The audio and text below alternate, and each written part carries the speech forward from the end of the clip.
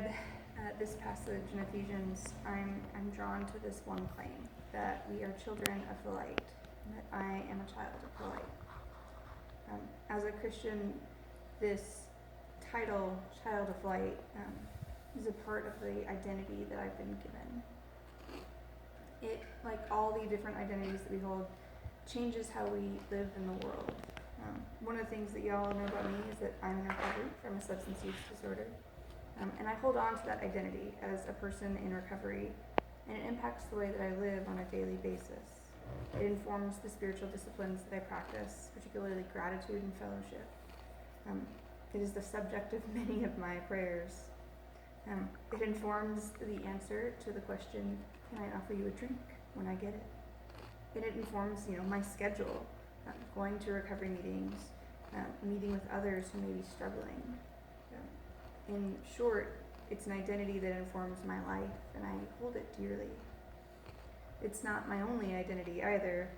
As many of y'all can relate, I am a mother, and all of those things that I mentioned that are impacted by my identity as a person in recovery are also impacted by my identity as a parent. And I am a woman. I am a Texan with the teenage given tattoo to prove it. I am a wife. I am an employee of Baylor. I am obviously a very white person. I'm an American citizen. And there are many more identities that I hold. I don't hold all of these identities equally as tightly as I hold that label, children of light. And some of them have changed throughout my life.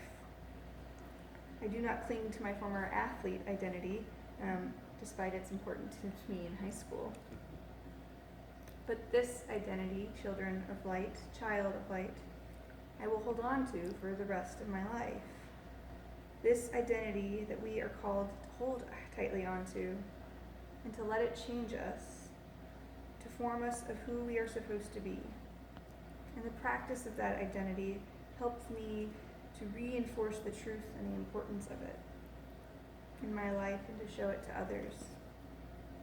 This identity, which Ephesians 5 helps us to unpack, is to live with the fruit of the light, like the fruit of the Spirit, to live with what is good and what is right and what is true, and to expose darkness rather than to take part in it.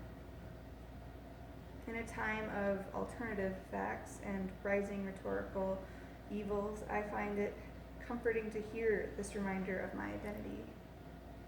I have, and I hope the Ephesians felt the balm of it on their hearts, giving them hope and courage to continue in the pursuit of a Christ-like life. As Christians, we have a special relationship to the truth. Our scripture makes claims outside of the bounds of what is easily verified, and the earliest Christians knew that. They knew that for people to believe their testimony, that truth and love as the tend to be these twin values of our faith, and these twin values that we are called to live out in our identity as the children of light. And these identities come from who we believe God is, that God is love and God is the author of truth. These are the truths that we can agree on, that Jesus Christ is the Messiah, that the nature of God is found in the Trinity, that the resurrection of Christ was physical and one day will be physical and true for all of us, that humankind is created in the image of God for each and every one of us. And these truths set us apart. In ancient times, they set us apart from those who called the emperor the Son of God, or a living God sometimes. They set us apart from the Parthenons of ancient Roman and Greek gods, from the mystery cults, today maybe the cargo cults, and from who they worshipped. And it set us apart from other Abrahamic religions, both the Jewish peoples and later the Muslim faith, who, while they still believe in Jesus, also believe that Muhammad came later as a prophet. And because of our distinct beliefs, because we claim that God is three in one, because we claim that Jesus is both fully human and fully divine, because we claim that these mysteries that don't often make sense to our human ears, because we hold these things as truth, and because we see that not knowing these truths, is a form of being left in the dark. It is a form of not experiencing God's love. it matters so much more how we speak the truth in all areas of our lives.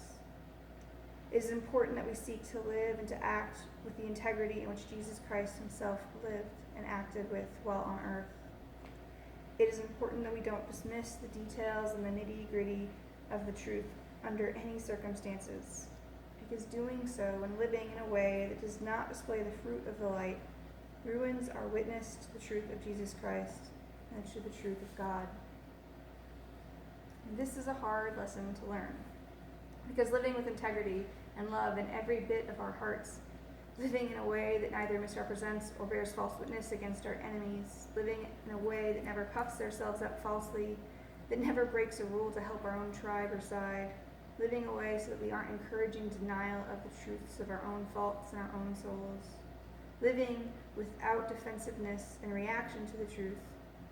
And these are impossible and tall orders for us as human beings. Refusing to use inflammatory rhetoric, even in response to inflammatory rhetoric, refusing to share cruel or glib Facebook posts, refusing to play by the rules, refusing the more egregious or using the more egregious failures of others in order to dismiss the magnitude of our own sins and shortcomings. These are things that we see on a daily basis from Facebook, from our friends, from our families. This was a problem for the Ephesians too. Maybe not the Facebook part, but the rest of it. This is the crux of a major problem that we have as Christians. How do we live in light of the grace given to us? How do we live as the children of light in God's love? How do we live now in this new identity? Chapters 4 through 6 in Ephesians are all about how to walk the walk rather than just talk the talk. Literally, the verb to walk is used half a dozen times in these areas, and often in that figurative sense that we use it today. And the verses before this, we hear about these issues in the church: sexual misconduct, of speaking against greed and impurity, and speaking for thanksgiving and gratitude. And in this small 6-verse section we are told more and more of who we are, of our identity, of what that looks like. That we are children of the light, children who share the fruit of what is good, of what is justice, of what matters. Sorry, y'all, my spot I lost. And I know that hearing this, and we've all heard versions of this, that it can be easy to dismiss. That, here I am giving this devotional, here I am the person, for me, who's gone to seminary. I don't, have that kind of opposition where I live. For a lot of us, this idea we're supposed to be set apart. It's easy to dismiss us. But what Paul wrote in Ephesians wasn't just for some classes of people, wasn't just for some classes of Christians, wasn't just for some. It was written for a community and to a community. We all share this responsibility in equal measures, whether we think we live small lives or public lives, whether we think we're living lives that serve others or just taking care of maybe small people.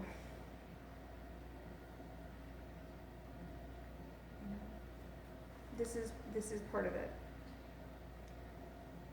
I have been struggling to find the right story that explains what happens when we have these multiple identities that intersect and clash with each other. But a few years ago, one of them came close. As I mentioned in the beginning, one of the identities that I do hold closely is that of being an employee at Baylor. And before that, I got 2 degrees from Baylor. I absolutely, love Baylor. And yet, not that many years ago, Baylor administrators and Baylor athletics and those who defended Baylor in any way chose to try to cover up a series of sexual violence against women. They chose to try to defend their institution, the institution that I love, then help victims of rape and sexual assault. It was not living in the light. And it's not easy to say that. But nobody No Christian particularly should defend Baylor for what has gone on in that past decade.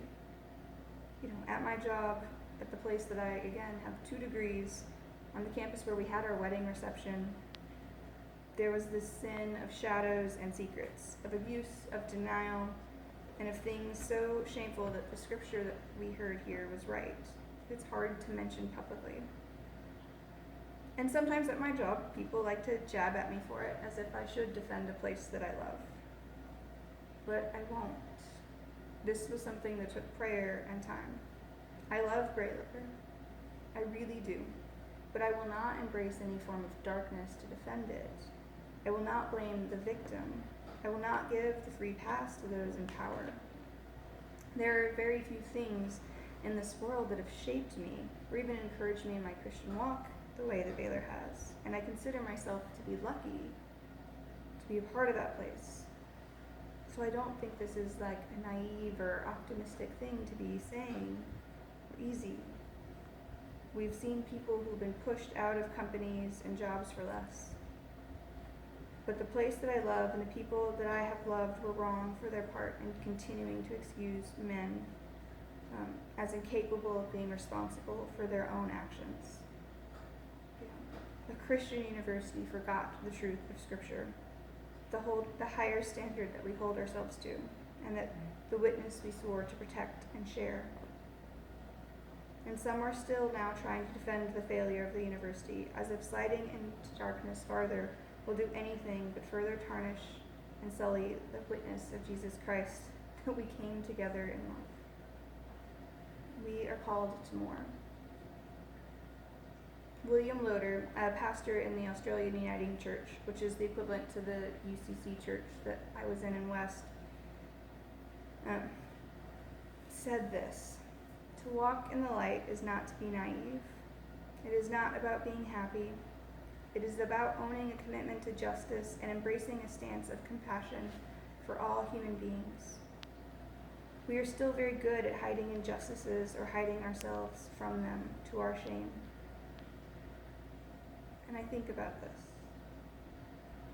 It's about owning a commitment to justice and embracing a stance of compassion for all human beings. When Ephesians calls me to be a child of light, when Ephesians calls us to be children of light, it is calling us to an identity. And any identity that we take seriously changes who and how we live in the world. This is that question. How do we practice that today?